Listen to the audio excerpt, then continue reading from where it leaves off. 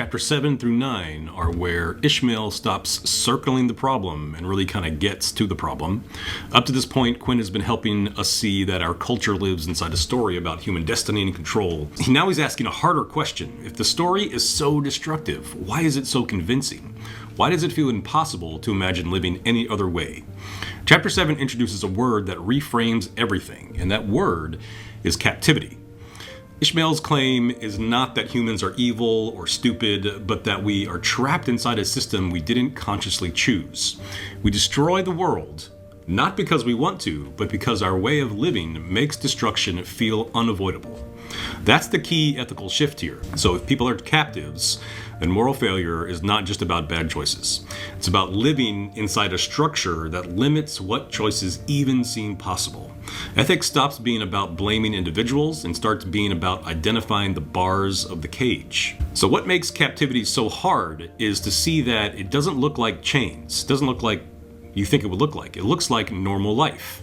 Jobs, food systems, economies, cities, schedules. We wake up, consume what the system offers us, and contribute to it because opting out feels unrealistic or even irresponsible. And nobody wants to be irresponsible. Ishmael's point is very uncomfortable. He says you can't escape a cage if you can't see what's holding it together. And most ethical systems never ask you to look that far upstream. We're not typically asked to dive so deeply into the framework that's holding everything up. Now in chapter 8, Quinn zeroes in on agriculture, and this is very important. Not as a farming technique, but as a moral turning point. Ishmael is not saying agriculture was a mistake or that humans should go back to hunting and gathering. He's asking what agriculture taught us to believe. Once you start producing more food than you need, you begin to detach survival from natural limits of the ecosystem, which this is a major point that Quinn is trying to get us to think about. And that surplus creates population growth, and population growth creates pressure, pressure demands expansion, and expansion demands control.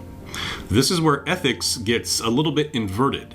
Instead of asking how much is enough, the system asks how much is possible. Did you catch that? Instead of asking how much is enough, the system asks how much is actually possible. Once food production becomes a way to outsmart scarcity rather than live within it, the idea of limits start to feel immoral. Letting people starve feels wrong, of course. Letting populations collapse feels unthinkable.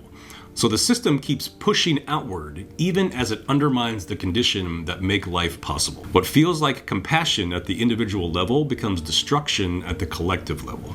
Now, chapter 9 exposes the illusion holding it all together. Control feels like safety. We believe that taking our lives out of the hands of nature and putting them into our own hands is what makes us human. The more control we have, the more secure we feel, but Ishmael flips that assumption. The drive for total control doesn't make us safer, it makes us more fragile. A system that must constantly grow, extract, and dominate in order to survive is a system that cannot slow down without collapsing. This is where Quinn quietly dismantles a common ethical defense. We often say that we don't have a choice. We have to keep producing. We have to keep growing. We have to keep controlling or everything falls apart. Ishmael's response is chillingly simple. If stopping means collapse, then collapse is already built into the system. Ethics cannot be about maintaining something that only survives by destroying its own foundation. Which is, I think, is an interesting point.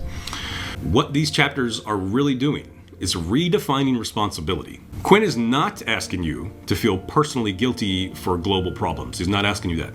He's asking you to notice how moral language gets distorted inside a captive system. So notice how moral language gets distorted inside a captive system.